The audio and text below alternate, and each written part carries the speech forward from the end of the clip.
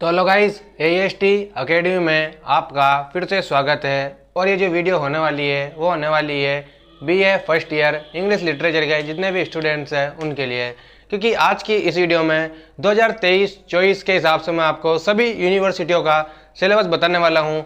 आखिर English literature में कौन कौन से चैप्टर आएंगे, कौन कौन से ड्रामाज आएंगे और उसके अलावा इसमें कौन कौन सी जो लिटरेरी टर्म्स है वह आने वाली है।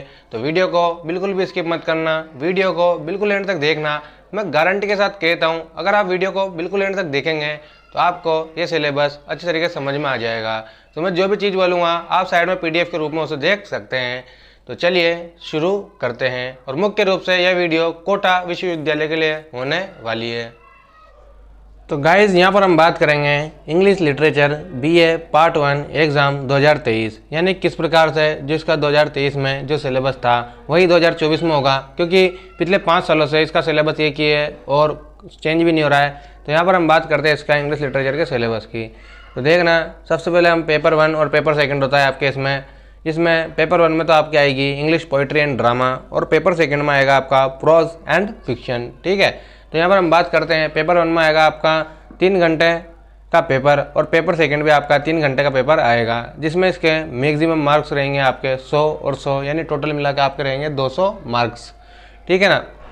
और यहाँ पर हम बात करेंगे कि पेपर 1 का सिलेबस किस प्रकार से होएगा और जो पेपर 2 है उसका सिलेबस किस प्रकार से होएगा।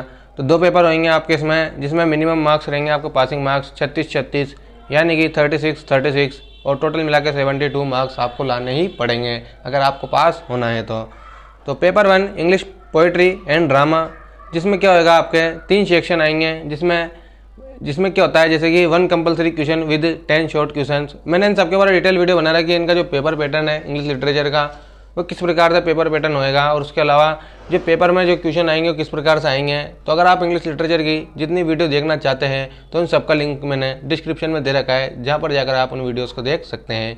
AEST अकेडमी पर जाकर देखना। फिर भी एक बार और समझ लेते हैं इस वीडियो में। तो paper 1 English poetry and drama, जिसमें क्या होता है 1 compulsory question with 10 short question having 2 question from each unit. Candidates have to answer each question in 20 words. इसका मतलब है कि आपके 10 क्वेश्चन आएंगे, प्रत्येक यूनिट में से छोटे छोटे आपको 20 से 25 शब्दों में इनका आंसर लिखना पड़ेगा, जिनमें प्रत्येक का जो मार्क्स रहेंगे वो 10-10 रहेंगे। ठीक है, तो यानी आपको पूरे के पूरे जो 10 क्वेश्चन आएंगे प्रत्येक यूनिट में से, जो आपको पूरे के पूरे जितने भी क्वेश्चन हैं 10 के 10 आपको करने ही पड़ेंगे। अब बात करते हैं यहाँ पर सेक्शन B की। तो there will be 10 question in all, 2 question from each unit. Candidates have to attempt 5 question taking at least 1 from each unit. Answer should be in approximately 250 words. इसका मतलब होता है देयर विल बी 10 क्वेश्चन, यानी 10 question रहेंगे आपके प्रत्येक unit में से, यानी कि हर यूनिट में से आपके 2 क्वेश्चन आएंगे। 5 यूनिट है तो 5 के हिसाब से आपके 10 क्वेश्चन आएंगे। तो आपको 10 में से केवल दो क्वेश्चन में से आपको 1 क्वेश्चन करना पड़ेगा प्रत्येक यूनिट में से। तो इस तरीके से आपका आंसर देना पड़ेगा 250 शब्दों में और इसके टोटल मार्क्स रहेंगे प्रत्येक क्वेश्चन के 10 और इसके हिसाब से 5 क्वेश्चन आप करोगे तो आपको 50 नंबर दे दिए जाएंगे अगर आप सही लिखोगे। मैंने इसके ऊपर डिटेल वीडियो बना रखी है वैसे किस प्रकार से इनके क्वेश्चन आंसर करने हैं और किस प्रकार से आपको लिटरेचर में याद करने हैं, तो आप देख सकते हैं, डिस्क्रिप्शन में लिंक है। अब सेक्शन C की बात करें, यहाँ पर देयर विल बी 4 क्वेश्चन में have sub division covering all units but not more than 1 question from each unit. Answer should be descriptive type in about 500 words. Any 2 question to be attempted by the candidate. इसका मतलब होता है कि आपके इसमें ऐसे आएंगे जैसे कि 7 तो आपके स्टेंजर्स आएंगे, 7 या 8। ठीक है, और उसके अलावा आपके 3 क्वेश्चन आएंगे बड़े बड़े, जिनका आंसर आपको 500 शब्दों में देना है। तो आपको क्या करना है, जो 7 स्टेंजर्स आएंगे ना उसमें से आपको 4 तो करने ही पड़ेंगे, ये तो अनिवार्य है। और उसके अलावा जो 3 क्वेश्चन आएंगे अलग से, उनमें से आपको 1 करना पड़ेगा। तो इस तरीके से आपके जो 2 क्वेश्चन रहेंगे वो 20-20 नंबर के रहेंगे, 4 स्टेंजा यानी 5-5 नंबर का 1 स्टेंजा रहेगा। इस तरीके से 20 नंबर तो उसके, और उसके अलावा 1 क्वेश्चन 20 नंबर का अलग से आएगा। तो आपको इनका आंसर 500 शब्दों में देना है कम से कम। तो इस तरीके से यहाँ पर आप 40 नंबर आपके ये हो चुके हैं, तो 10, 50 और 40 यहाँ पर हमने 100 मार्क्स हो चुके हैं। और यहाँ पर देखना, ये क्वेश्चन नंबर 12 में इसके बारे में बता रहा था आपको, जिसमें एक सेक्शन आता है जिसमें reference to context from the text marked for detailed study out of which 4 are to be attempt. मैंने बता दिया आपको 7 या 8 स्टेंजाज आएंगे जिसमें से आपको उनकी एक्सप्लेनेशन करनी पड़ेगी। अब बात करते हैं यहाँ पर हम कि आपको कौन कौन से चैप्टर पढ़ने हैं और किस प्रकार से आपको ये चैप्टर पढ़ने हैं। ठीक है, तो यूनिट 1 और यूनिट 2, यूनिट 3 और यूनिट 5 यहाँ पर इसमें भाग है। तो यूनिट 1 में आपको डिटेल स्टडी करनी पड़ेगी, जिसमें एडमंड स्पेंसर की आइस एंड फायर है। ठीक है, और उसके अलावा विलियम शेक्सपियर की टू बी और नॉट टू बी और व्हेन टू द सेशंस है। तो एडमंड स्पेंसर की आपको आइस एंड फायर की अच्छी तरीके से डिटेल स्टडी करनी है, जिसमें आपको रेफरेंस टू कॉन्टेक्स्ट अच्छी तरीके से आना चाहिए और उसके अलावा इसकी एक्सप्लेनेशन भी आपको आनी चाहिए। कोई सा भी स्टेंजा आपको दे दिया जा सकता है।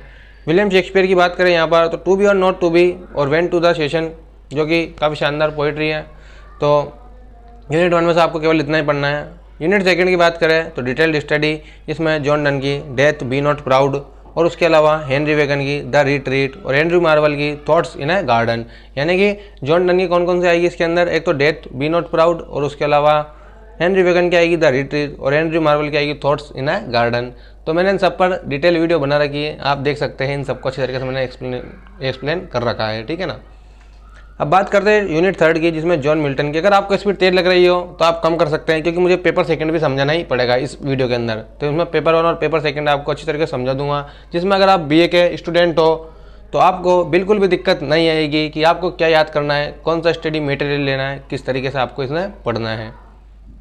जॉन मिल्टन की आएगी यहाँ पर व्हेन द एसेल्ट वाज इंटेंडेड, फिर आएगी इसकी लूसीफर इन हेल, फिर जॉन ड्राइडन की आएगी शेडवेल, फिर अलेक्जेंडर्स फीस्ट और उसके अलावा अलेक्जेंडर पोप की आएगी from an essay on criticism. यानी कि यहाँ पर हम बात करते हैं जॉन मिल्टन, जिनकी आएगी व्हेन द एसेल्ट वाज इंटेंडेड, जो कि पोएट्री है काफ़ी शानदार। मतलब यूनिट 3 में से आपको केवल ये पढ़ना है, और जो जितने भी तीनों कवि है ना, ये तीनों पोएट दे रखे हैं यहाँ पर, इन तीनों में से आपको 2 क्वेश्चन पूछ लिए जाएंगे, तो आपको उन दोनों में से एक का आंसर देना है। यूनिट 4, अब बात करते हैं यहाँ पर मोस्ट यूनिट है ये विलियम शेक्सपियर, जिसमें as you like it drama है एक, जो कि काफ़ी शानदार ड्रामा है, जो कि रोजालिंड और उसके अलावा ऑरलैंडो के बीच बताया गया है। इसमें किस प्रकार से ड्यूक सीनियर और एक ड्यूक फेडरिक होता है इसमें। ठीक है ना, तो मैंने समझा दूंगा, ये भी डिटेल स्टडी में समझा रखा है। तो एज यू लाइक इट आपको पढ़ना है ड्रामा। यूनिट 5 की बात करें तो इसमें बात करते हैं हम लिटरेरी हिस्ट्री, जिसमें एलिजाबेथन पीरियड, मेटाफिजिकल पोएट्री और उसके अलावा न्यू क्लासिकल पीरियड आता है। लिटरेरी टर्म्स की बात करें तो sonnet, ode, conceit, lyrics, simile, metaphor, alliteration, blank verse, rhythm, heroic, couplet, hyperbole, pun, renaissance, restoration, satire और कॉमेडी। यानी कि जितने भी है, फिगर्स ऑफ स्पीच भी इसके अंदर कई सारे हैं, तो आपको सब अच्छी तरीके से पढ़ लेना है। इस तरीके से हमारा जो इंग्लिश लिटरेचर का पेपर 1 का सिलेबस है वो पूरी तरीके से कंप्लीट हो चुका है, जिसमें आपको आप चाहे तो अब आपको मैं बता देता हूँ आपको कौन कौन से नोट्स पढ़ सकते हो आप। तो इसमें से बुक्स आप चाहे तो पीई एंड होमाई पी डस्टर की पढ़ सकते हैं, पॉइंट्स पेंट्स ओयूपी, और उसके अलावा आप चाहे तो एक महेश्वरी के नोट्स का यूज़ कर सकते हैं। अगर आपको आपके नज़दीकी कोई शॉप पर मिल जाए, स्टेशनरी पर मिल जाए, आप चाहे तो किसी से पुराने लेकर भी उन्हें पढ़ सकते हैं, एक महेश्वरी की नोट्स, उसमें काफ़ी शानदार अच्छी तरीके से। और फिर आप चाहे तो 1 फ्री सीरीज़ रहती है, उसका उपयोग भी कर सकते हैं। अब बात करते हैं यहाँ पर पेपर सेकंड की, जिसमें प्रोज एंड फिक्शन। अब इसमें क्या होता है, इसमें भी उसी तरीके से जो रूपरेखा है मैंने आपको बताया था, सेम टू सेम पेपर 1 की तरह ही इसमें क्वेश्चन आंसर आएंगे, जिसमें 1 compulsory question with 10 parts with 2 parts each from each unit, short answer in 20 words each. Total marks रहेंगे इसके 10। मैंने बता दिया था आपको कि 10 क्वेश्चन आएंगे आपके प्रत्येक यूनिट में से, और 10 के 10 आपको करने पड़ेंगे बिल्कुल अनिवार्य रूप से, और प्रत्येक के एक नंबर रहेंगे। तो इस तरीके से ये 10 नंबर के 10 मार्क्स के क्वेश्चन हो जाएंगे। सेक्शन बी की बात करें तो 10 questions with 2 questions each unit, 5 questions to be attempt taking 1 from each unit, answer approximately in 250 words. यानी कि टोटल मार्क्स रहेंगे, मैंने बता दिया था आपको, वापस आपको 10 क्वेश्चन आएंगे उस तरीके से। 10 में से आपको 5 करने हैं, और 5 भी ऐसे करना है कि 2 देगा, फिर 2 देगा, फिर 2 देगा। मैंने बता रखा है पेपर पैटर्न किस तरीके से आएगा, तो आप समझ लेना वीडियो में जाकर, है ना। तो यहाँ पर हम बात करते हैं सेक्शन सी की, तो 4 क्वेश्चन रहेंगे इसमें, वही उस तरीके से 7 स्टेंजर्स रहेंगे या फिर 8 रहेंगे, जिसमें से आपको 4 करने ही पड़ेंगे अनिवार्य रूप से। और उसके अलावा 3 बड़े क्वेश्चन रहने वाले हैं। 3 बड़े क्वेश्चन में से आप चाहे तो 1 क्वेश्चन कर सकते हैं, वो भी करना पड़ेगा आपको, जो कि 20 मार्क्स का रहेगा 1 क्वेश्चन। और उसके अलावा जो 7 स्टेंजर्स रहेंगे, जिसमें से अगर आप 4 करेंगे तो वो 4 5-5 नंबर के रहेंगे। इस तरीके से 20 और 20 40 40 50 और 10 100, इस तरीके से हमारा जो 100 नंबर का पेपर है वो कंप्लीट हो जाता है पेपर सेकंड। अब इसमें क्या होता है, प्रोज एंड फिक्शन है, तो इसमें पोएट्री का कोई काम नहीं है, तो आपको यहाँ पर पोएट की जगह ऑथर शब्द का यूज़ करना पड़ेगा। तो देखना यूनिट 1 आती है इसकी फॉर डिटेल्ड स्टडी, जिसमें वी लुकास की बॉर्स, जॉर्ज बर्नार्ड शॉ यानी जीबी शो की फ्रीडम, JBS हल्डेन की what I require from life, यानी कि एक तो बोर्स आती है, एक फ्रीडम आती है, एक what I require from life, यानी मुझे जीवन से क्या आवश्यकता है, जो कि JBS हल्डेन द्वारा लिखी गई है। इस तरीके की यूनिट 1 हमारा कंप्लीट होती है, यानी यूनिट 1 में यही आता है। यूनिट 2 की बात करें तो यहाँ पर हम बात करते हैं फॉर डिटेल्ड स्टडी में JB प्रिस्टली की स्टूडेंट मॉब्स यानी छात्र भीड़ है, रिचार्ड लिविंग स्टोन की द एसेंशियल ऑफ एजुकेशन, और उसके अलावा एल्डस ह्यूक्सली की नॉन वायलेंस आती है। यानी JB प्रिस्टली की यहाँ पर कौन सी आती है, students mobs the essential of education और नॉन वायलेंस यूनिट 2 में रखा गया है। यूनिट 3 की बात करें तो यहाँ पर एनोनिमोस द 3, अब क्या होता है यहाँ पर स्टोरीज आ जाती है, डिटेल्ड स्टोरीज, जो कि डिटेल्ड स्टडी करनी पड़ेगी आपको। ये तो ऐसे से ऊपर जितने भी ये सारे के सारे, और ये यूनिट 3 और यूनिट 4 है जिसमें आपके शॉर्ट स्टोरियाँ दी गई है, जिसमें एनोनिमोस द 3 डांसिंग गॉड्स, और उसके अलावा कारेल केपे की द फॉर्चून टेलर और एंटन चोकोव की ग्रीफ या फिर लामेंट, इस तरह की आपको ये याद करनी है। और यूनिट 4 की बात करें जिसमें फॉर डिटेल्ड स्टडी में हमारा कैथरीन मैनिसफील्ड की The Doll's House, Leo Tolstoy की How Much Land Does a Man Need, और उसके अलावा आर्थर सी डॉयली की यानी आर्थर कैनन डॉयली की the adventure of blue carbuncle आती है, जो कि काफ़ी शानदार शॉर्ट स्टोरी है। तो अगर आप एक बार इनकी डिटेल स्टडी कर लेंगे तो आपको बिल्कुल भी दिक्कत नहीं आएगी। यूनिट 5, अब ये यूनिट 1, यूनिट 2 और यूनिट 3 और यूनिट 4 हमारी कंप्लीट हो चुकी है। अब बात करते हैं यूनिट 5 की, जिसमें फॉर नॉन डिटेल्ड स्टडी है, जो कि R.K. नारायण का उपन्यास है, जिसे बोलते हैं द बैचलर ऑफ आर्ट्स।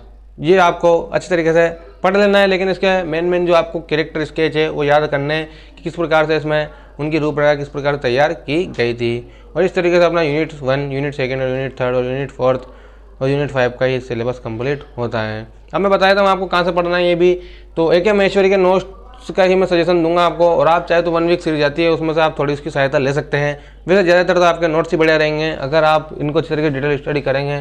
तो आई होप कि आपको सिलेबस अच्छी तरीके से समझ में आ गया होगा। तो आपको ये वीडियो कैसी लगी कमेंट सेक्शन में लिखकर बताएं। And thanks for watching, subscribe for more videos. और अगली वीडियो किस टॉपिक पर बनाऊँ आप ये भी सजेस्ट कर सकते हैं।